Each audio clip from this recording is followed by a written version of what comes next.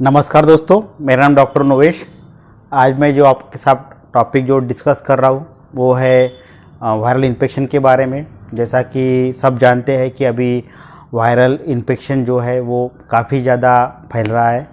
सब तरफ इसके पेशेंट पाए जा रहे हैं, जैसा कि डेंगू हो गया, चिकनगुनिया हो गया। इस तरह के जो फीवर है या फिर वायरल फीवर जिसे कहेंगे, जिसको अननोन इटियोलॉजी बहुत बार पाई जाती है। एग्जैक्ट उसका डायग्नोसिस हो नहीं पाता है, लेकिन पेशेंट फीवर, बॉडी एक या फिर नौशिया जैसा, वोमिटिंग जैसा या फिर हेडेक होना, सिर दर्द, ये सभी जो सिम्टम्स है उसमें पाए जाते हैं। तो किसी किसी में IgG IgM पॉजिटिव आता है, किसी में नहीं आ पाता है, किसी में NS1 पॉजिटिव आता है, किसी में नहीं आता है, जो डेंगू की कंडीशन में हम देखते हैं। तो ये जो है सन्निपात ज्वर जो है उसमें ये मेनली आता है, जिसमें जो पेशेंट है बुखार रहता है, उनमें 102 डिग्री तक बुखार रहता है। माइल्ड जिसे कहेंगे, जिसको हम बॉडी एक कहेंगे, मस्कुलर पेन जिसको हम माइल्जिया कहते हैं। या किसी किसी पेशेंट में हेडेक रहता है, फ्रंटल हेडेक रहता है, रेस्टलेसनेस ज़्यादा रहते हैं, जिनको बुखार जो है कम ज़्यादा होते रहता है। तो ये नौशिया जैसा है, जिनको कुछ वोमिटिंग सेंसेशन आना या जी मचलाना, ये कंडीशन बनी रहती है। भूख कम लगना या उनको खाने की इच्छा नहीं रहती है, ये सभी कंडीशन जो है ये वायरल इन्फेक्शन में पाई जाती है। तो इसमें जो है हम आयुर्वेद में जो हम इनको अभी ट्रीटमेंट स्टार्ट की है, उसमें रसपाचक हम इसमें यूज़ करते हैं।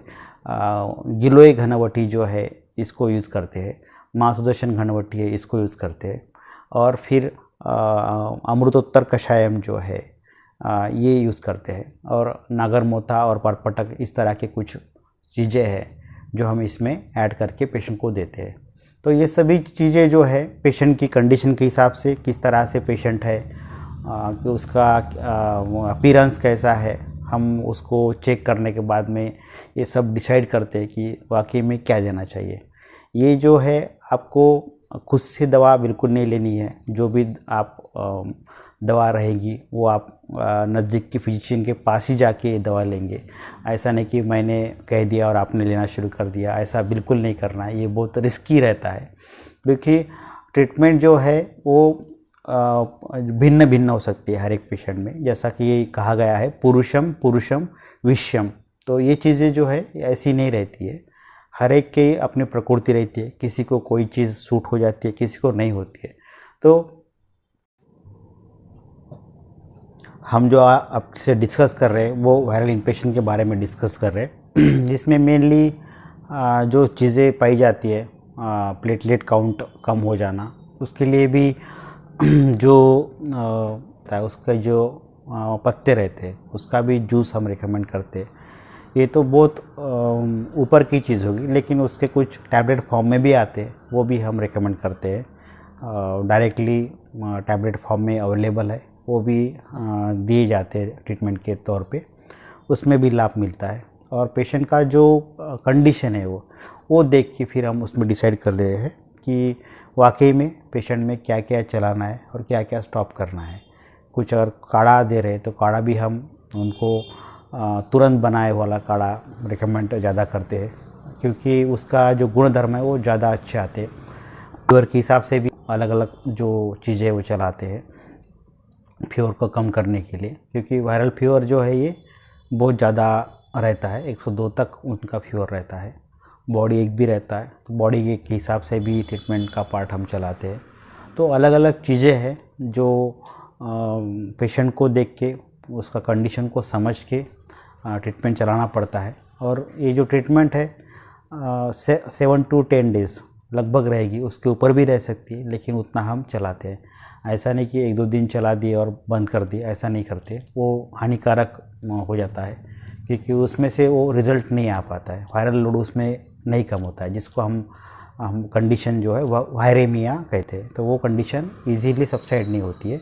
उसके लिए कंटिन्यूस जो है 7 to 10 डेज़ के या फिर 15 डेज़ के लिए ट्रीटमेंट को चलाना पड़ता है, तभी ये वायरल जो शरीर पे हुआ जो असर है, उसका जो वायरस का जो बॉडी को डैमेज करने में जो उसका चलते रहता है अंदर ही अंदर, वो कम होता है।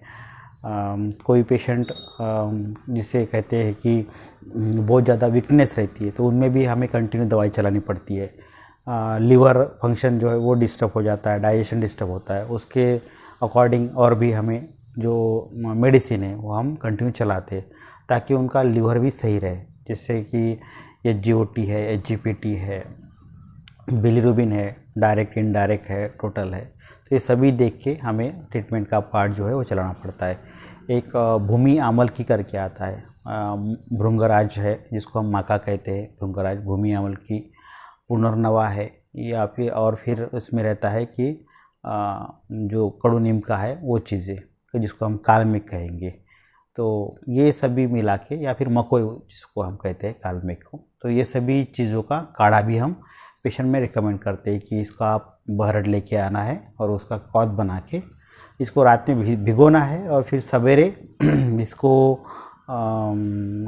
जो 1 गिलास है, 1 गिलास का 1 कप ओटाने के बाद में छान के इसको पीना है। तो इस तरह के काढ़े भी हम इनमें रिकमेंड करते हैं। नागर मोता और परपटक है, इसको भी काढ़े के स्वरूप में पान करने के लिए हम रिकमेंड करते हैं। तो ये सभी चीज़ें अगर मिल जाती है प्रॉपर वे से ट्रीटमेंट, तो जो पेशेंट की कंडीशन है वो जल्दी ठीक होती है। गुड़वेल का सत्व जो है, या फिर त्रिभुवन कीर्ति है, या इसमें कुछ संजीवनी वटी है, तो ये भी हम पेशेंट को अलग अलग कंडीशन में यूज़ करवाते हैं। वो देखना पड़ता है कि क्या कंडीशन में हमारे तरफ पेशेंट आया है, फर्स्ट शुरुआत में आया, बाद में आया, 7-8 दिन बाद आया, 5-6 दिन बाद आया, वो कंडीशन देख के हमें ट्रीटमेंट का पार्ट करवाना पड़ता है। इनका डाइट सही रखना है, जो लिक्विड डाइट है वो सही रखना है, रेस्ट सही रखना है इनकी। अंजीर है, मनुका है, इसको हम इनको रिकमेंड करते हैं कि आपको ये लेना है करके। पेन खजूर आता है, तो पेन खजूर को भी हम रिकमेंड करते हैं ताकि इनमें एनर्जी लेवल जो बनी रहे। शक्कर का, नमक का पानी जो है वो बीच बीच में ये लेते रहे ताकि इनका BP लेवल भी मेंटेन रहे। कभी कभार जो हाइपोवोलेमिया या हाइपोवोलेमिक शॉक, इस तरह की कंडीशन भी बनती है जिसमें BP बहुत ज़्यादा कम हो जाती है, 80-60 ऐसी BP रहती है, या फिर शुगर लेवल बहुत बार कम होती है। तो वो कंडीशन ना उसमें पेशेंट में आए, इसलिए हमें ये सभी चीज़ें देखनी पड़ती है। पेशेंट कॉन्शियस और ओरिएंटेड ये देखना पड़ता है। बहुत बार पेशेंट जो है इलेक्ट्रोलाइट इम्बैलेंस के कारण में कुछ जैसे कि अनवांटेड कुछ बातें करना, या जिसको कोई समझ नहीं पा रहा इस तरह से बोलते रहना, ऐसी चीज़ें होती है। तो ये भी हमें मेंटल स्टेटस देख के उसका जो ट्रीटमेंट का पार्ट है वो करवाना पड़ता है। तो ये सभी चीज़ें अगर आप प्रॉपर वे से समझेंगे तभी आपको जो ये डिसीज़ है वो आप इसके ऊपर अच्छे से कमांड ले पाएंगे। आपके नज़दीक के जो भी डॉक्टर्स है, जो आयुर्वेद फिजिशियन है, उनके पास जाके आप ट्रीटमेंट का पार्ट करवा सकते हैं। आपको खुद से ये पार्ट बिल्कुल नहीं करना है, क्योंकि ये एक डायरेक्शन में नहीं रहता है, पेशेंट को समझ के ये ट्रीटमेंट का पार्ट चलते रहता है। इसीलिए आप अपने नज़दीक के कोई भी जो डॉक्टर्स रहे उनके पास जाके आप ट्रीटमेंट करवाइए और पेशेंट इससे लाभान्वित होगा और आपका पेशेंट का भी लाभ मिलेगा और आपका वो जो आयुर्वेद के ऊपर जो विश्वास है वो भी आपका दृढ़ रहेगा। मैंने पेशेंट देखे हैं, मैंने पेशेंट ट्रीट किए, इसीलिए मैं इतना क्लियरिटी से बोल रहा हूँ कि इसमें अच्छे से हमने रिज़ल्ट पाए हैं।